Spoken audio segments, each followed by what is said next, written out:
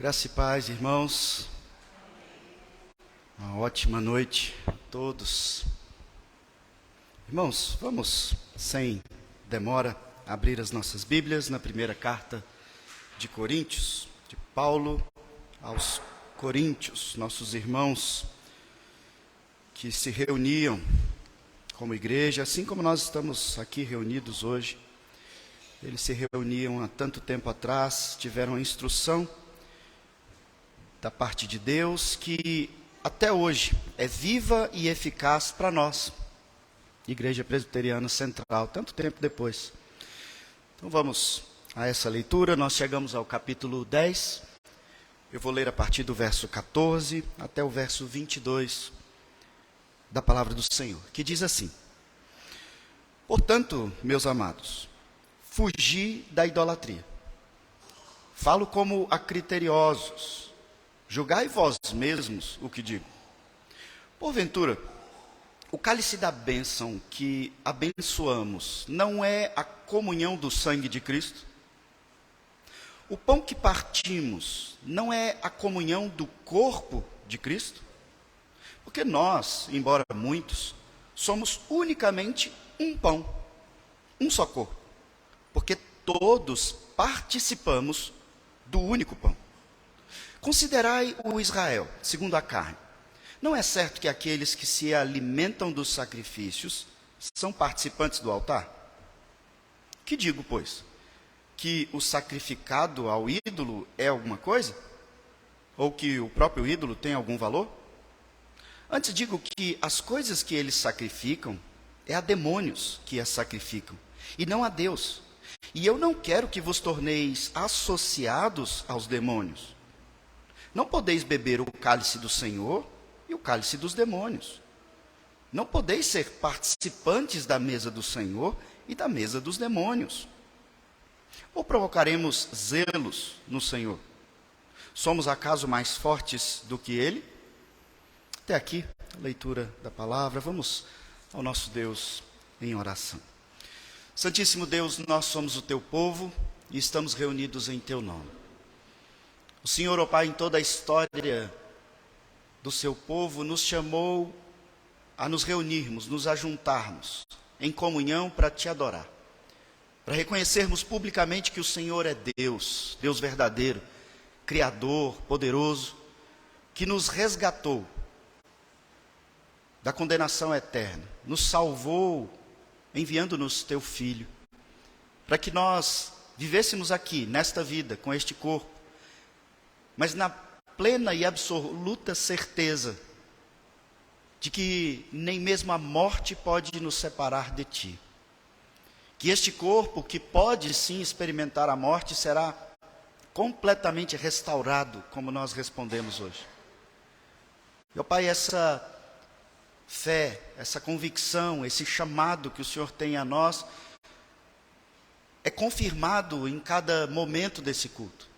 Quando nós unimos as nossas vozes para cantar, para juntos declarar que o Senhor é o nosso Deus, o nosso Senhor, aquele que nos ama, aquele que cuida de nós. Nós nos unimos aqui para orarmos, um a um, mas todos participando da oração, concordando. Nós nos reunimos aqui para ouvir a Tua voz, como faremos agora. E também nos reunimos para celebrar a comunhão. A união que temos uns com os outros e contigo à mesa. Uma mesa que não é preparada simplesmente pela igreja, por oficiais.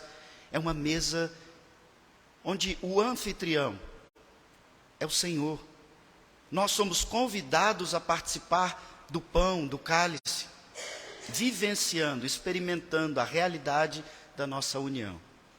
Ajuda-nos, ó Pai, nessa noite a entendermos de maneira mais profunda essas verdades, para que isso reflita em mudança na nossa vida, mudança em santidade, em comprometimento, em adoração e vida para a glória do Seu nome.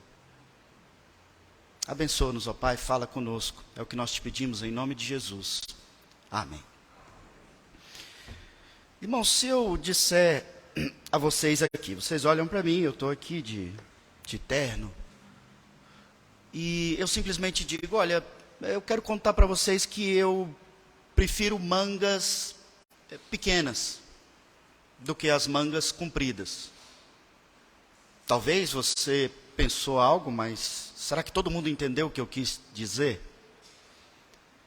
O que você entenderia então se eu continuasse falando sobre as minhas mangas e dissesse, olha, eu gosto das mangas pequenas, porque as mangas pequenas são mais doces do que as mangas compridas, as mangas maiores.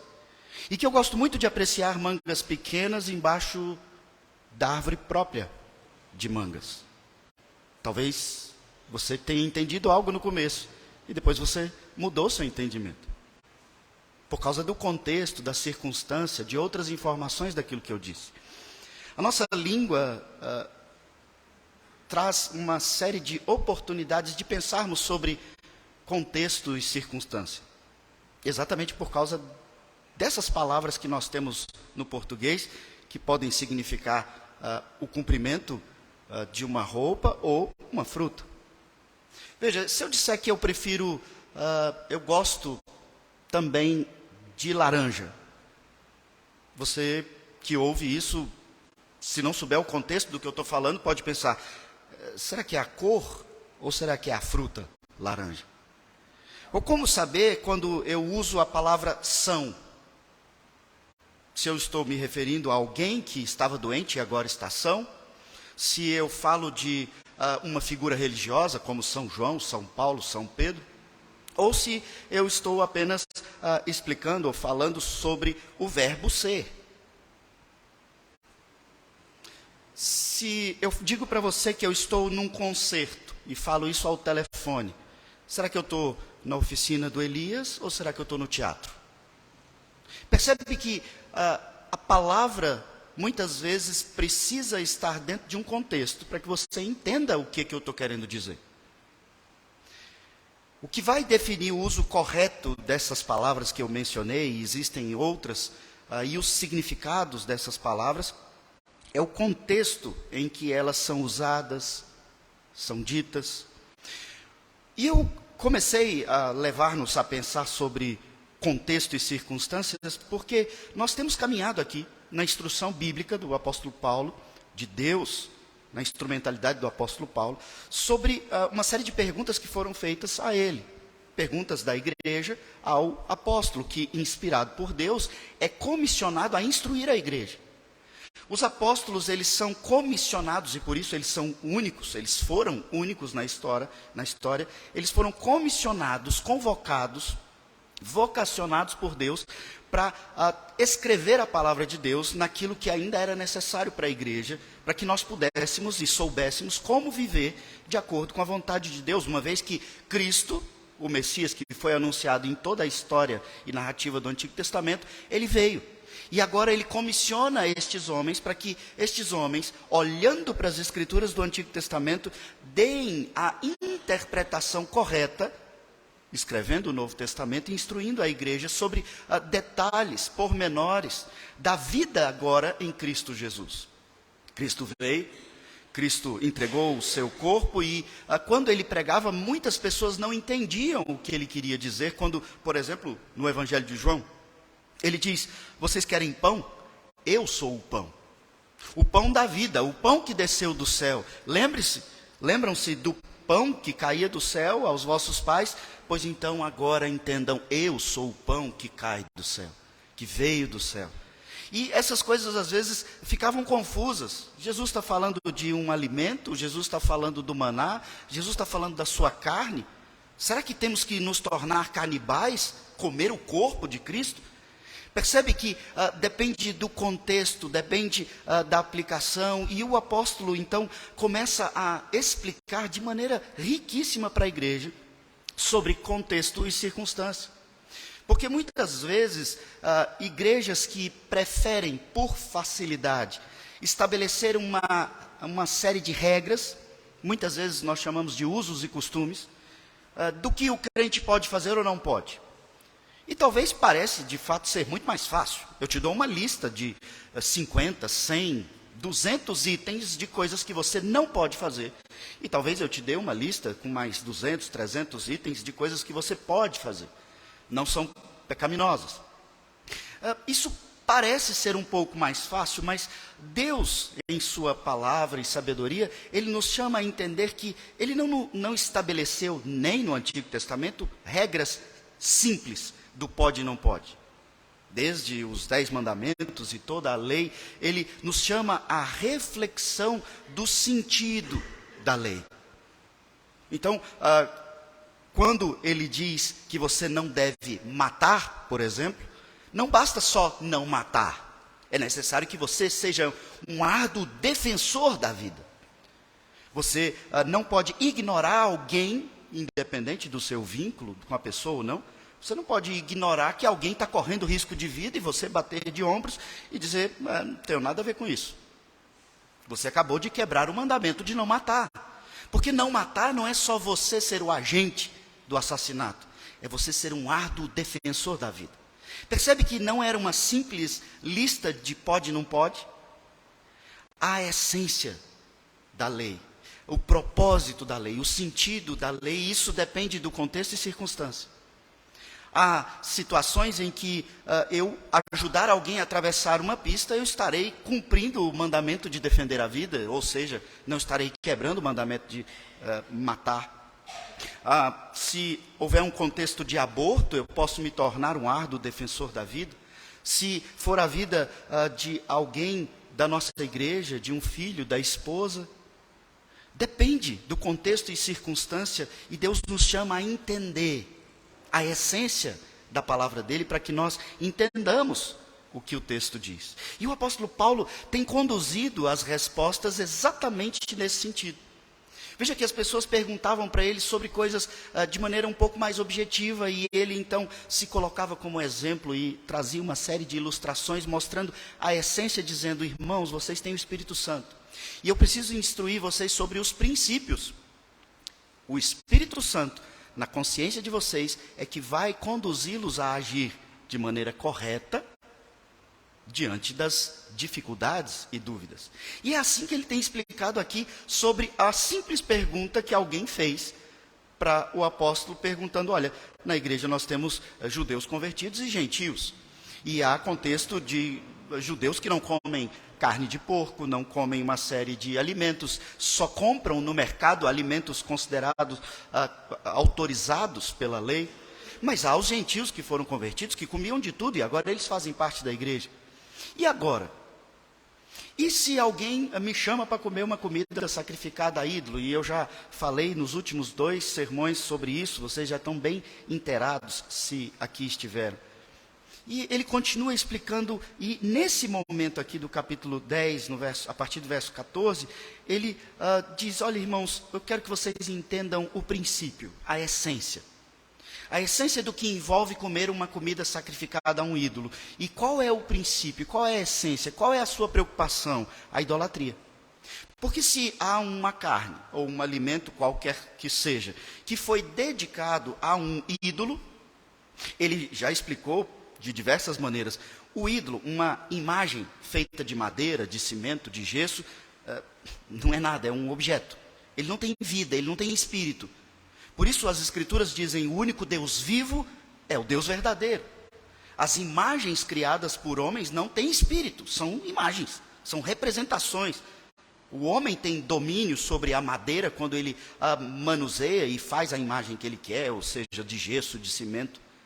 E Paulo diz, olha, o ídolo, a imagem em si, não é nada. É um objeto, como um banco, uma cadeira, uma mesa, um jarro. Mas a idolatria é algo que vocês precisam entender. Então, ele aqui no verso 14, já nos encaminhando para as aplicações práticas de tudo que ele começou a explicar desde o capítulo 8, ele começa aqui no verso 14 dizendo, portanto, meus irmãos, ou seja, agora eu vou falar para vocês de maneira muito prática. E a primeira coisa que ele diz é, fugir da idolatria. A palavra que ele usa aqui, fugir da idolatria, é a mesma que ele usa no capítulo 6, quando ele diz, fugir da imoralidade. Ele estava falando para que os crentes se afastassem por completo. E a ideia, como eu mencionei lá no capítulo 6, é corre, Mas se afasta, não olha para trás não. Foge mesmo. Como você foge de algo que você tem muito pavor. E ele diz, fugir da imoralidade no capítulo 6, e aqui ele diz, fugir da idolatria. Ou seja, corre, se afasta. Porque haviam os crentes que eram considerados por eles mesmos, os crentes fortes, maduros, que tinham conhecimento de doutrina, teologia, e eles diziam, essa imagem, esse ídolo é um pedaço de madeira, não quer dizer nada.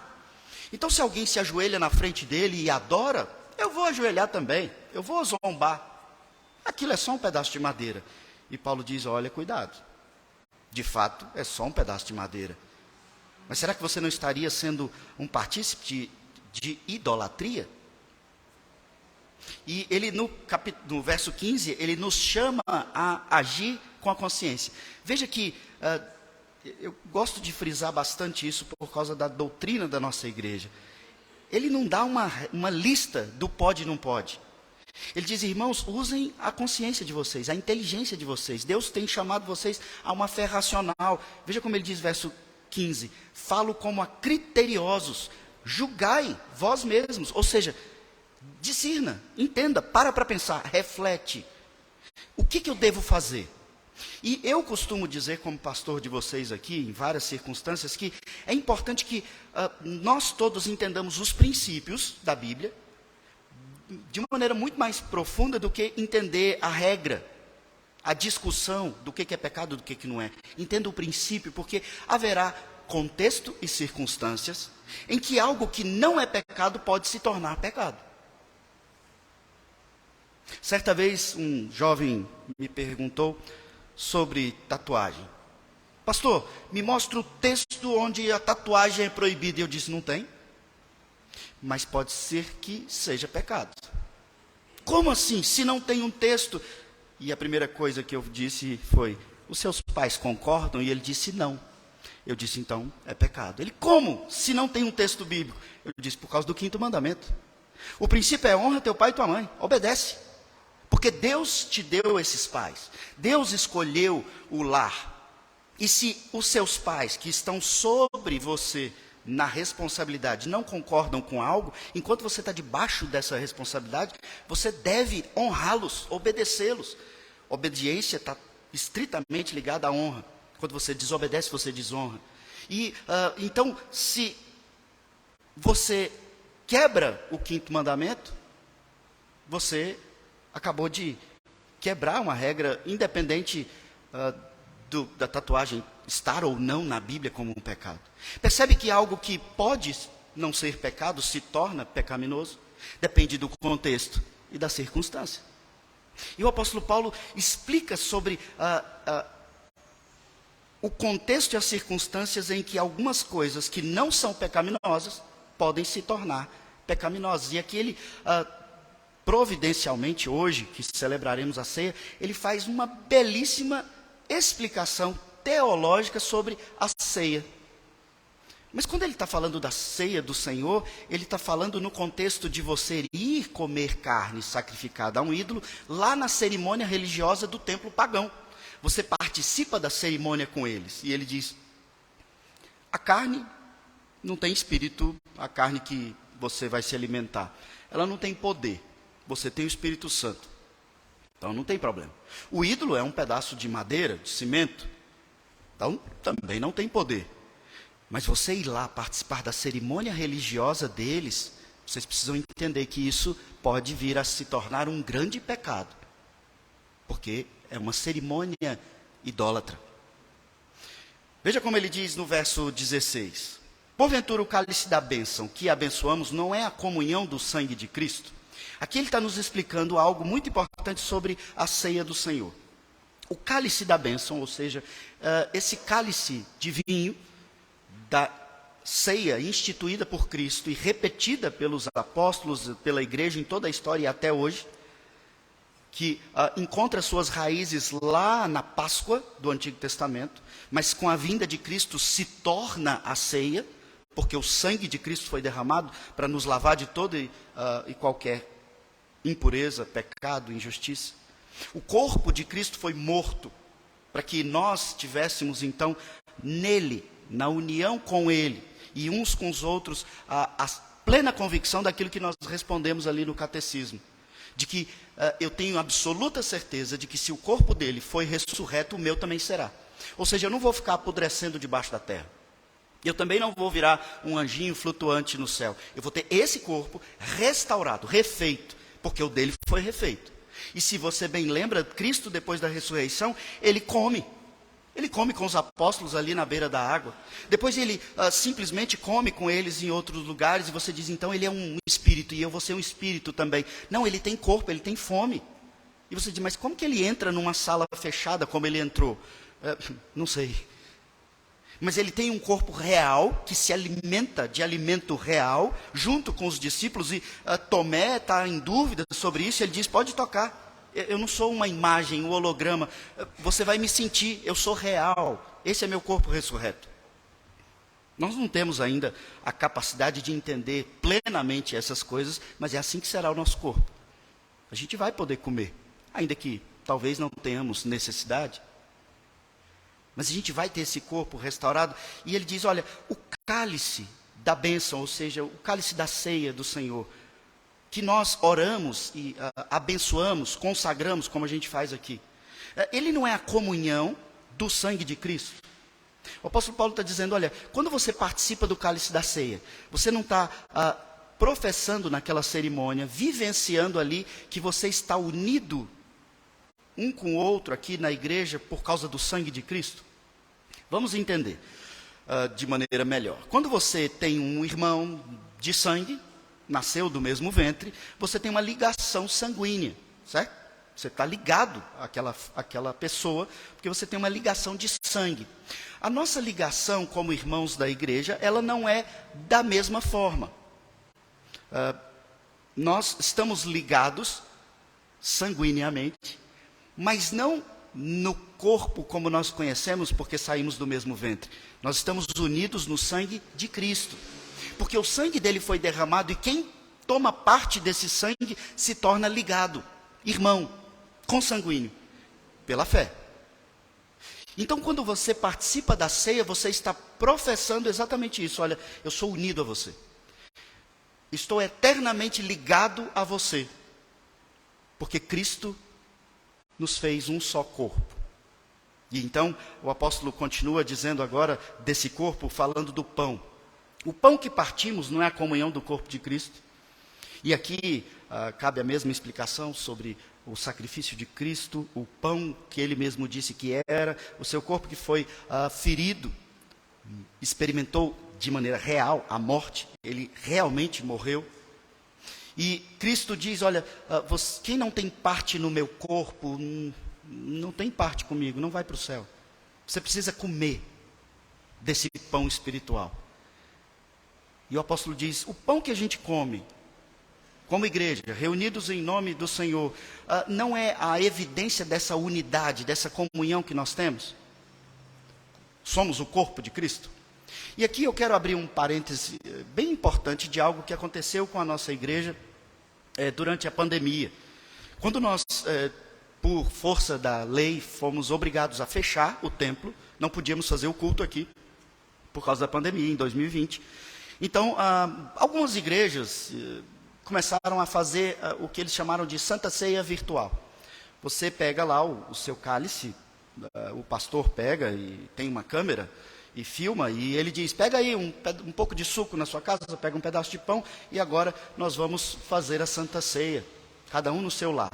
Num primeiro momento eu pensei, olha, que interessante, porque a Santa Ceia, ela é muito mais espiritual, não é necessariamente algo material, e eu vou explicar mais sobre isso adiante. No entanto, quando nós começamos a refletir sobre o simbolismo, a realidade comunicada da comunhão, eu e outros pastores nos dedicamos a conversar, estudar, ler e refletir sobre algo que nunca tinha acontecido na nossa geração. Ceia virtual. E nós então chegamos à conclusão de que não era muito bom que se fizesse uma ceia virtual, porque estava sendo comprometida de maneira muito profunda o aspecto da comunhão, da unidade, da vivência juntos. Vocês bem sabem, desde quando eu cheguei à igreja, que eu sempre prezei para que aqueles irmãos que estão realmente impedidos de participar da ceia, e eu não digo aquele que estava com dor de cabeça e não veio, eu digo daquele que realmente não tem como vir aqui. Então nós vamos lá levar a ceia para ele. E quando eu era criança, por algumas vezes meu pai acompanhou o pastor, meu pai era presbítero e acompanhou o pastor que levava a ceia. E eu me lembro que o pastor levava um cálice de vinho e um pedacinho de pão. E ali eles liam a Bíblia, oravam, e só a pessoa que não foi ao templo recebia um cálice e um pão. Meu pai não comia, eu não comia, eu era criança. Não é uma cerimônia de comunhão? Por que eu, Diogo, também, e veja, irmãos, quando eu falo isso, eu não estou dizendo simplesmente que quem faz diferente está errado. Não é esse o meu ponto. Estou mostrando as minhas motivações e entendimento a partir do texto. Quando nós realizamos, por exemplo, um casamento ou uma festa de 15 anos, e você então celebra uma ceia só para o aniversariante ou só para o casal. Mas a ceia não é comunhão presencial, real, física, experiencial.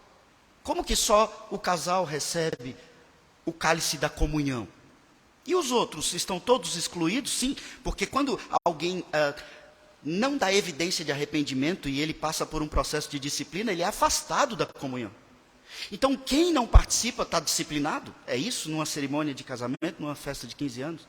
Onde só a pessoa principal ali recebe? Percebe o raciocínio? E é exatamente baseado nessa instrução de Paulo. Quando a gente parte o pão, quando a gente toma do cálice, nós não estamos ali vivenciando a nossa união. É o corpo de Cristo que nós ingerimos e espiritualmente comunicamos. Eu tenho parte nesse corpo. É o sangue de Cristo que nós ingerimos, e eu vou explicar um pouco mais, não deixa de ser o que é. E nós declaramos pela fé, estamos unidos, fazemos parte de uma irmandade. Temos o mesmo sangue, o sangue da fé. O apóstolo Paulo explica isso no verso 17, porque nós, embora muitos, somos unicamente um pão. Ou seja, ele usa a imagem daqueles que comem do pão para dizer, quando você participa desse pão, você se torna um grande corpo, um único pão. Cristo é o pão do céu, e nós, então, nos tornamos parte de Cristo. E ele enfatiza, para não ficar dúvida, um só corpo, porque todos participamos do único pão, Cristo. Ainda que aqui na igreja central seja um pão comprado em um lugar, e lá na igreja Redenção seja outro pão, na igreja Semear, nas Palmeiras, outro pão, nós estamos espiritualmente participando do único pão. Por quê? Mas são materiais diferentes, num lugar foi um tipo de pão, aqui foi outro tipo de pão. Porque Paulo está falando da essência que envolve a cerimônia, não o material. Não é, como ele vai explicar melhor, não é a imagem de madeira do ídolo, é a cerimônia que envolve a imagem do ídolo. Então não é o pão, a matéria, o dia ou o local que ele foi feito, mas é a cerimônia que nos comunica de maneira real uma realidade espiritual. E eu vou caminhar um pouquinho mais para a gente entender melhor isso. Ele dá um exemplo aqui no verso 18. Considerai o cálice, considerai o Israel, segundo a carne. Não é certo que aqueles que se alimentam do sacrifício são participantes do altar? E aqui eu quero chamar a sua atenção para a palavra participantes. No verso 16 ele diz, participamos. Verso 18 ele diz, participantes. No verso 20 ele diz, associados. Verso 21 ele diz, participantes de novo. Ou seja, quando nós fizermos um curso aqui de leitura e entendimento da Bíblia, você vai ver que quando as palavras são repetidas, elas são importantes no texto. Essa palavra é importante. Ele está falando de uma participação. Se você estiver em má companhia no momento de um crime, quando esse crime é cometido, você pode ser considerado participante do crime. E você vai preso também. Você se associou, você participou. Aí você diz, mas não foi eu que desferi o golpe mortal, não foi eu que dei o tiro, não foi eu que assaltei. Mas você participou. E você vai responder pela participação. Paulo está dizendo aqui sobre a realidade da cerimônia religiosa, dizendo, repetindo por várias vezes a associação, a participação. Ele está querendo nos mostrar que não só o ídolo, a imagem de madeira, de gesso, mas a cerimônia, ela comunica algo. E quando você participa, você está participando daquele algo que ela significa. E ele traz a imagem de Israel segundo a carne. Israel segundo a carne são os judeus, vamos assim dizer, descendentes biológicos de Abraão. Sabemos que todos viemos de Adão e Eva, mas numa dimensão mais específica, nós não somos ligados diretamente a Abraão, nós somos gentios. Nós estamos numa multiplicação de uniões ao longo da história. Mas Israel aqui, quando ele diz, ele está falando exatamente daqueles que eram diretamente ligados à linhagem de Abraão. E ele diz, não é certo que aqueles que se alimentam do sacrifício são participantes do altar? Ou seja, o gentio que foi convertido à igreja cristã e agora participa da ceia, ele não se torna o Israel de Deus?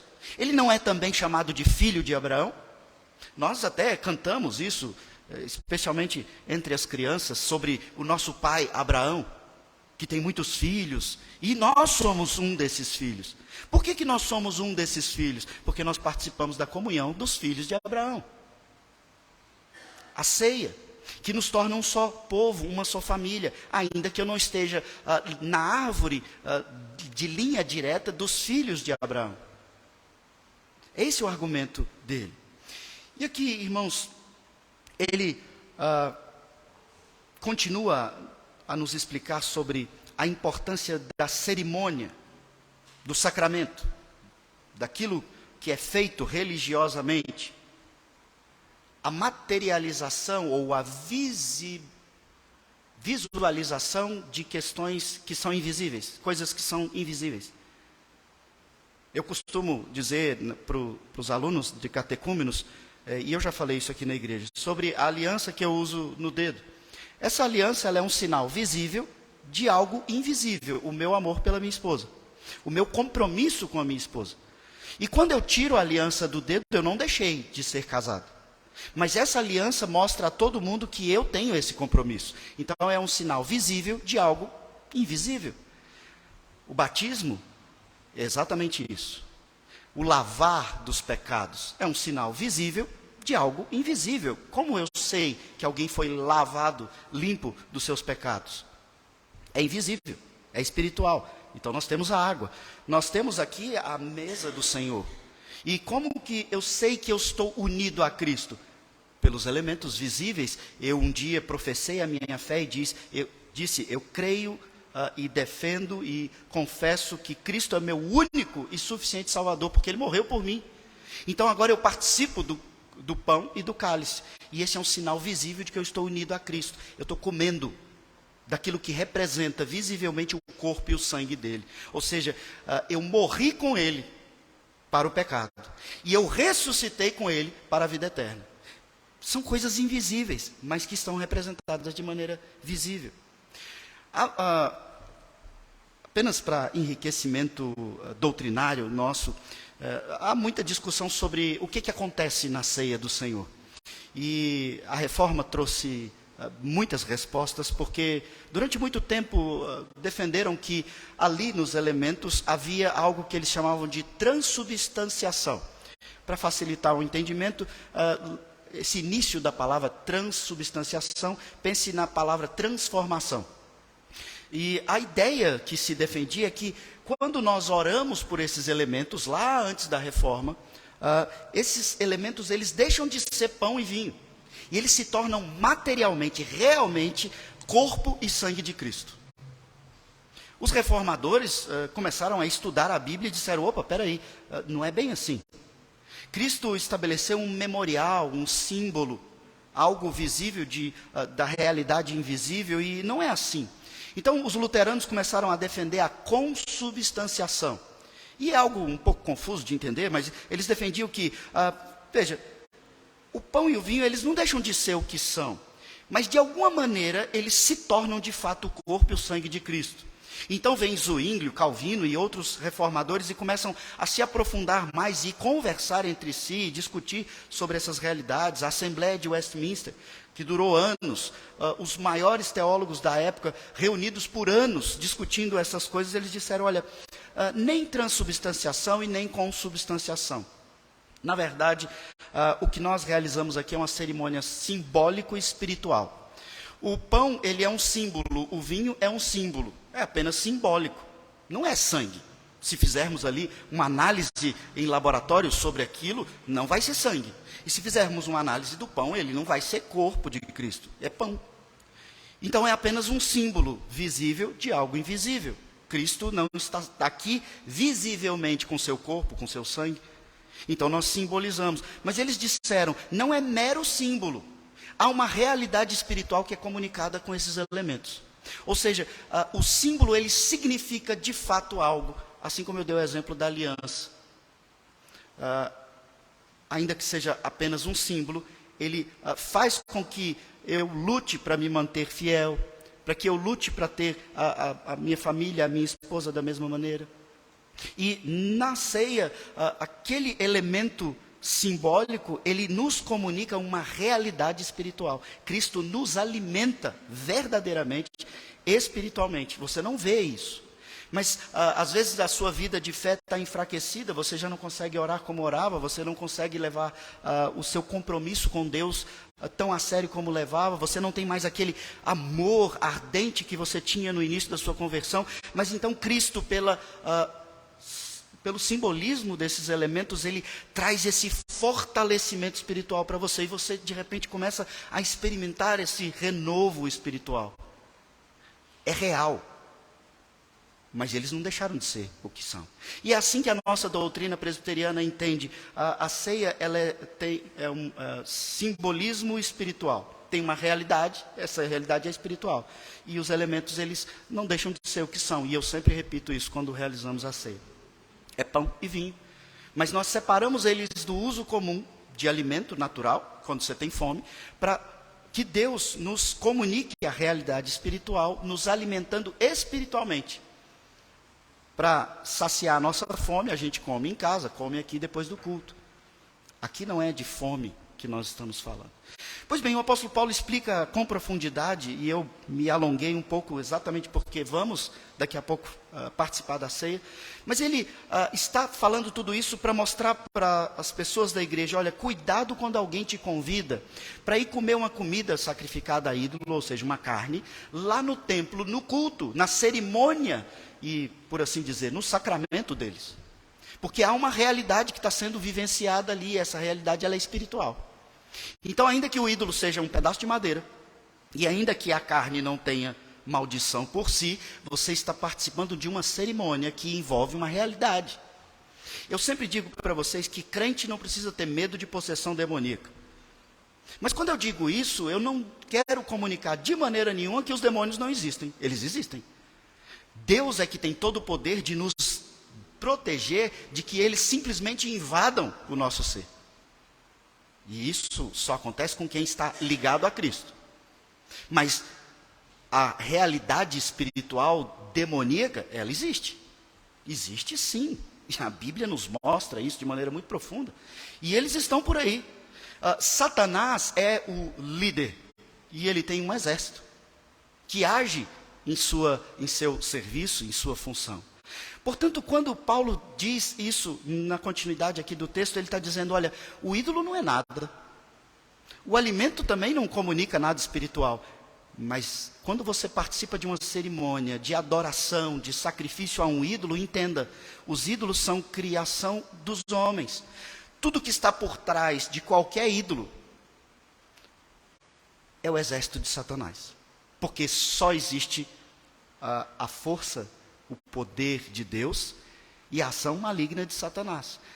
Os outros nomes e as imagens que as pessoas criam são representações humanas. Mas entenda, tudo aquilo que não é de Deus, simplesmente é de Satanás. Se é uma cerimônia religiosa, se não é de Deus, não leva o nome de Cristo como o único e suficiente Salvador, então entenda, pode ter qualquer outro nome, é de Satanás. envolve o exército demoníaco de Satanás. E Paulo comunica isso com uma profundidade muito grande aqui. Ele diz, o que digo, pois? Que o sacrificado ao ídolo é alguma coisa? Ou seja, a carne é alguma coisa? Não, não tem espírito naquela carne que foi sacrificada. Ou que o próprio ídolo tem algum valor? Ele está falando aqui da imagem. Ele diz, não, não tem valor. Ele não tem poder. Verso 20, antes digo que as coisas que eles sacrificam é a demônios. Ou seja, aquela cerimônia religiosa que você foi convidado por alguém para participar, é uma cerimônia a demônios. E você diz, eu vou lá, porque eu sou forte, Deus está em mim e não tem problema. Irmãos, como eu disse anteriormente, de fato não tem problema você comer um alimento de contexto religioso. Não tem, você não vai ficar possesso por uma entidade, não tenha medo disso. Mas ir lá e participar da cerimônia, aí a coisa muda de figura. Aí eu preciso entender o contexto e as circunstâncias para saber, eu vou ou não vou. Eu, por exemplo, não tenho nenhum problema, e inclusive como tarefa do seminário, eu fui em diversas igrejas de seitas e religiões das mais diversas para ver como era o culto. Mas em momento algum eu participei das cerimônias que eles realizavam. E quando você então é convidado por um parente, uma pessoa que você gosta, que você admira, para que você vá, não tem problema, pode ir. Agora quando ele te pede para você ser participante da cerimônia, você está se associando. E aí, aqui vem a importância da palavra que é repetida tantas vezes. Participamos, associamos, participamos. Você está participando, seja como testemunha de um casamento num ritual pagão, que não tem Cristo como único, suficiente, sustentador, noivo. Você pode estar se associando a uma cerimônia que envolve adoração e confissão, submissão a demônios. Se você é verdadeiramente crente, você vai ser possesso? Não. Mas você vai provocar o que Paulo chama aí no verso 22 de zelo. Zelo de Deus. E lá, indo para o verso 22, ele é muito claro quando ele diz, você vai provocar zelo no Senhor? Aqui é aquela ira por cuidado. Deus olhando para você e dizendo, esse é meu. E ele está participando de uma cerimônia religiosa de adoração ao demônio. E Paulo diz, você é mais forte do que Deus? A pergunta é, para te fazer pensar mesmo. Você está querendo fazer uma queda de braço com o Senhor, o Criador de todas as coisas, o poderoso que te disse, não participeis de cultos idólatras. Você está querendo medir força, você está querendo provocar. Como aquele filho que o pai diz, filho faz isso, ele diz, já vou. Filho faz isso, já vou. Filho faz isso, já vou. E o pai então vem com o chinelo e diz, agora você vai. Provocou o pai. E Paulo diz, você vai provocar o zelo do Senhor? Nós somos acaso mais fortes do que ele? E eu fui no verso 22 para que possamos fechar de maneira mais objetiva no verso 21, quando ele diz, não podeis beber o cálice do Senhor e o cálice dos demônios. Não participem de cerimônias religiosas que não sejam totalmente voltadas ao Deus único e verdadeiro em Cristo Jesus, como nós cremos. E você diz, mas pastor, eu fui convidado para participar de algo e lá eles dizem que eles creem em Deus. Irmãos, a gente precisa entender que Satanás ele se disfarça de diversas formas para nos fazer cair mesmo, e outras pessoas. Nós precisamos entender elementos fundamentais da nossa fé. Quando há uma profissão de fé, quando há um batismo aqui, eu repito e procuro dar muita ênfase quando eu falo única e suficientemente em Cristo. Ou seja, não tem outro ídolo, não tem outra imagem, não tem outra pessoa que eu venero, não tem outra pessoa que possa intermediar minha relação com Deus. Eu não oro para outra pessoa, para outro ídolo. É única e suficientemente em Cristo. Ou seja, é só Cristo e Ele é suficiente. Eu não preciso de uma ajuda. Eu não preciso pedir para um parente dele interceder junto com ele. É só ele. A minha oração é em nome de Jesus, tudo que nós realizamos é cristocentricamente, ou seja, tudo aponta para Cristo, porque é nele que nós fomos salvos. E se há Deus, é unicamente por meio de Cristo que nós temos acesso a esse Deus. Se há Deus, não se há o chamado de Deus para nós. É unicamente por meio de Cristo que nós temos acesso. Ou seja, é bem específica a nossa forma de crer. E tem muita religião e seita por aí, mundo afora, usando o nome de Deus. Mas não é Deus. Porque não tem Cristo. Não é de acordo com a revelação que nós temos de Deus, de Cristo, das Escrituras. Há igrejas que creem em Deus, mas não creem na inerrância e na suficiência da palavra. Então eles creem como? Se a palavra contém erros, se a palavra não é suficiente, se é apenas um livro escrito por homens, então qualquer livro pode ser livro religioso. É mais ou menos isso. E você vai se associar com essas pessoas que dizem que creem em Deus? Percebe que nós precisamos ter discernimento, por isso eu chamei a atenção de vocês no verso 15, quando Paulo diz: irmãos, eu falo a vocês para que vocês sejam criteriosos, julguem as coisas, não participem de tudo sem julgar. O problema não está na carne sacrificada, o problema não está na imagem de madeira, o problema está no contexto que envolve. Procure discernir antes de participar de maneira descomprometida ou não. O apóstolo Paulo nos deixa isso muito claro, eu achei riquíssimo, porque hoje nós vamos celebrar a ceia agora. Mas eu gostaria de pedir que você leia na sua casa, leia em família, pense sobre o que nós vimos aqui, converse sobre o que nós vimos aqui, questione, procure entender melhor essas questões que envolvem outras igrejas, outras religiões, ou cerimônias que envolvam comida ou não, ou cerimônias que não são propriamente de igrejas, mas que envolvem algo como maçons, por exemplo, cerimônias que atribuem um poder divino a uma figura, que pode ser qualquer coisa. E você se associa ali, há várias informações sobre cerimônias que são feitas em diversas organizações. Pode não ter o nome de igreja, mas Paulo diz: será que compensa? Então eu te peço que reflita sobre isso e que você leia o seguinte, a partir do verso 23 até o primeiro verso do capítulo 11.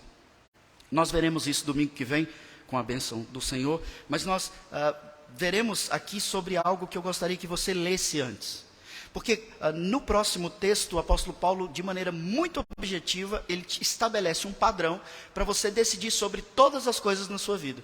Não só sobre o que você come, mas sobre o que você veste, sobre o que você ouve, como você trabalha, como você mantém seu casamento, como você se relaciona. Ele estabelece 4 princípios fundamentais, que nós veremos domingo que vem, onde ele te diz como você vai decidir sobre todas as coisas que você faz, ou deixa de fazer. Os crentes mais antigos, experientes, de leitura bíblica, certamente sabem do que eu estou falando. Quando ele fala da licitude, da liberdade cristã. Mas ele argumenta se é conveniente, se é edificante, se dá bom testemunho ou se glorifica a Deus. Então leia, pense sobre isso. Agora nós vamos vivenciar a realidade daquilo que o apóstolo Paulo instrui sobre a ceia, realizando a nossa cerimônia de celebração da ceia do Senhor.